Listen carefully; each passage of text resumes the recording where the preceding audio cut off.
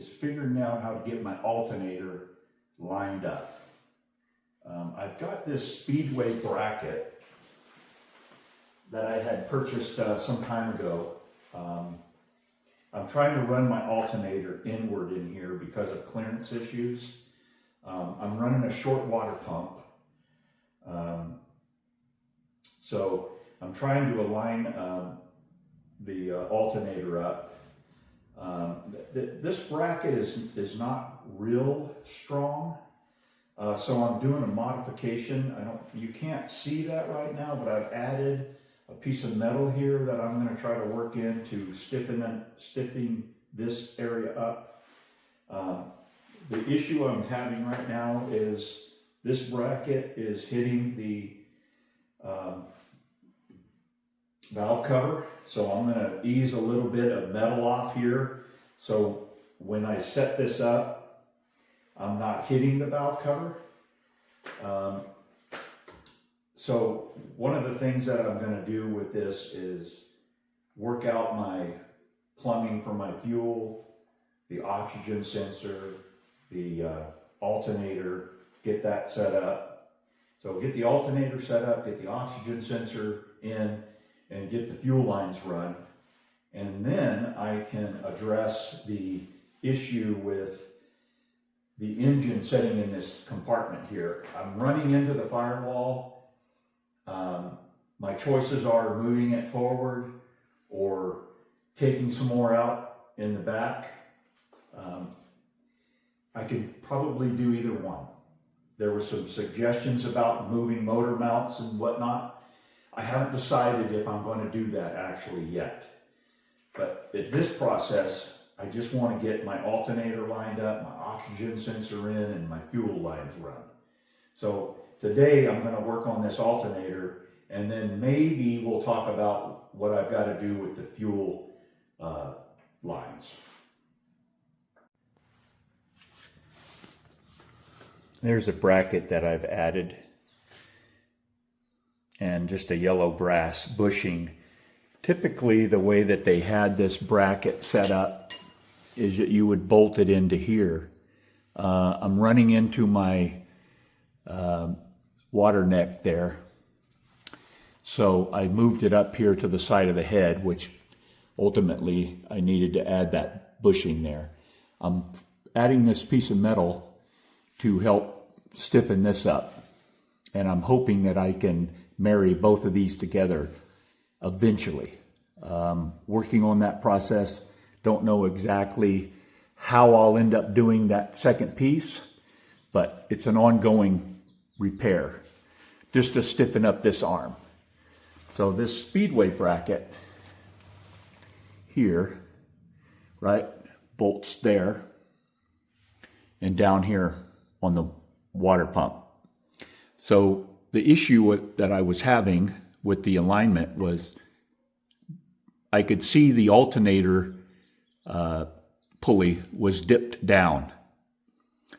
So what I'm trying to do is create some more area here by shaving that edge off there, so I can pull this around and shim this up so I can lift it to straighten out that dip.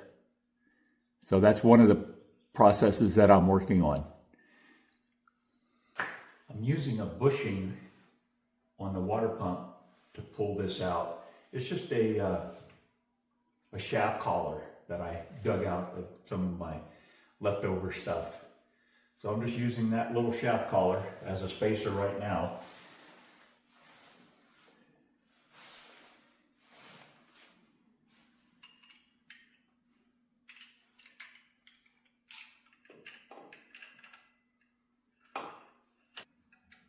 It appears that this piece here is going to need some sort of shim,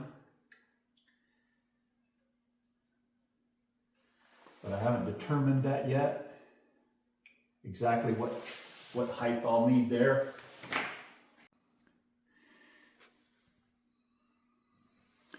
You can see there that, you know, it's not fitting down against the intake.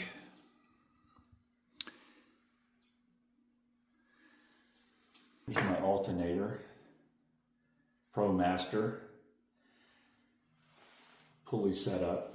So yeah, what I was getting, it was getting a little dip in it. It wasn't up. So I'm trying to take that flex out of the belt. I'm just using a piece of all thread right now until I determine exactly the shimming part that I'm going to need when it comes to getting this aligned up.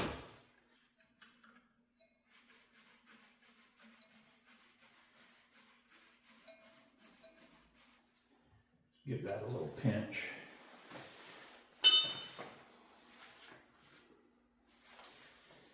I've got these lined up.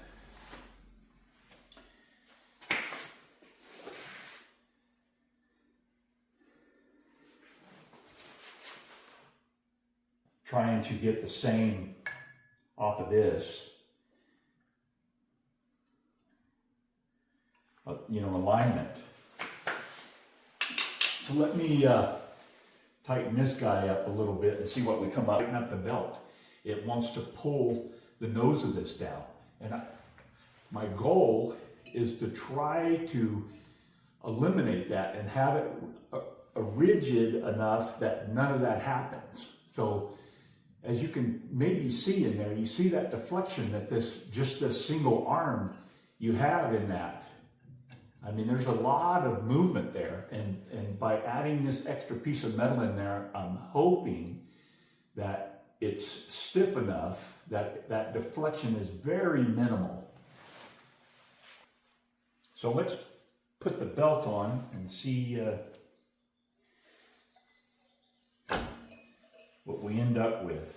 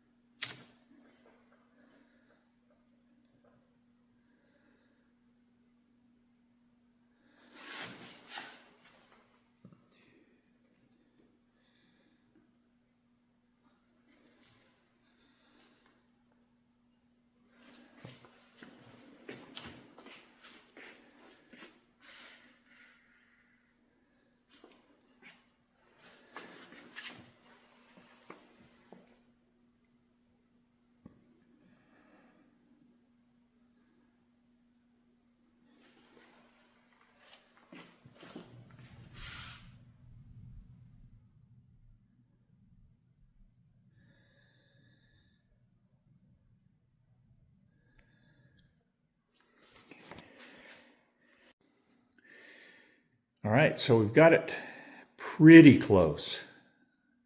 I'm going to live with that. Got a little bit of a space under the intake. I'm not going to tighten it up anymore. It's coming down tight, so I don't want to try to crank on it. It looks like I can remove a little bit on that back side of that intake manifold where you see it go up for like a water that sensor or something right at the very top there. It angles up, so I might be able to do a little bit of grinding on that bottom side of this bracket to get that angle, so I can even bring it down more. So that's what's given me my ability to take the front of this and tilt it down. After I put the torque on it, I put the Sears and Roebuck to it and got it pretty tight. You know, that's an old joke. The Sears and Roebuck crowbar. So that's where I'm going with it. But yeah, so I think I've finalized. That is so close that I can move now to figuring out how I want to stiffen up this bracket. not too much flex now that I've got everything cinched down.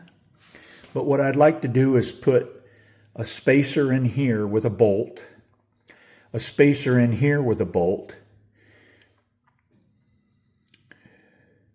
or just find a happy medium here somewhere.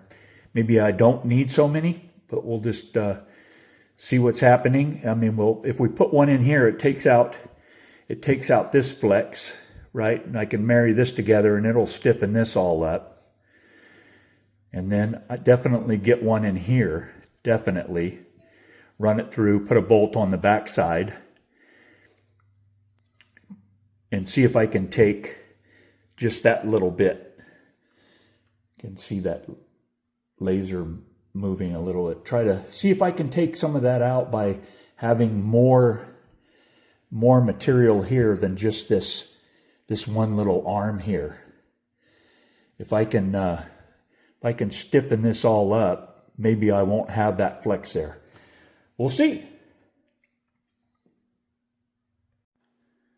All right, a recap on what we're doing is I've got pretty much all of this done as far as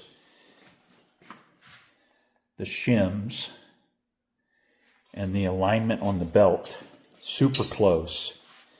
Like I said, working on the back side of this bracket, take a little bit off so I can get this to maybe tilt down a little more. That way I have the freedom of tilting it up or whatever, and then sticking some little, cut shims in there. So I don't have the material to put the spacers in here, so we're going to stop that project right now to where I can get the material to do that.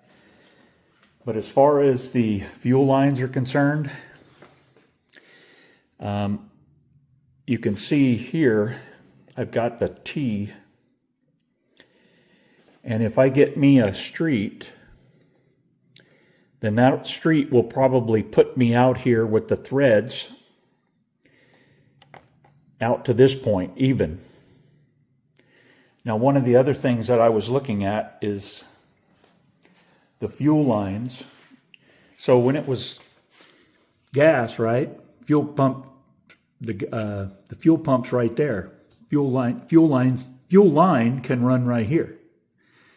Now, if I try to put my fuel regulator right here,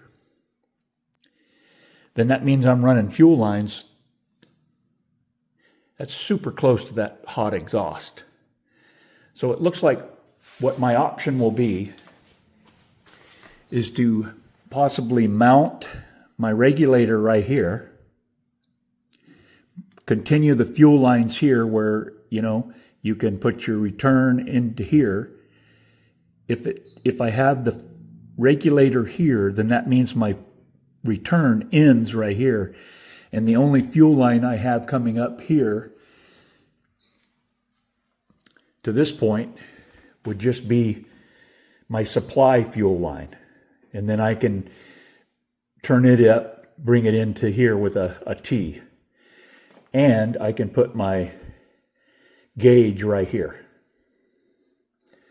So that's pretty much the way I'm thinking I'm going to end up plumbing it. Instead of bringing my regulator up here, building a bracket, and having two fuel lines up here with just a minimal amount of room to go through here, which it's not a deal breaker, but I'm thinking that's my option that I would rather have is a regulator down here mounted to the frame, and then just one fuel line coming up here supplying the throttle bodies. All right, well, we're going to end this video, and we'll be back. We're getting it all set up. One of the other things is getting that O2 sensor in this area here. So that'll be the process of getting the O2 sensor set up, getting the alternator set up, getting the fuel line set up, getting the throttle set up, and then I can go from there. Thanks for watching, and we'll see you soon.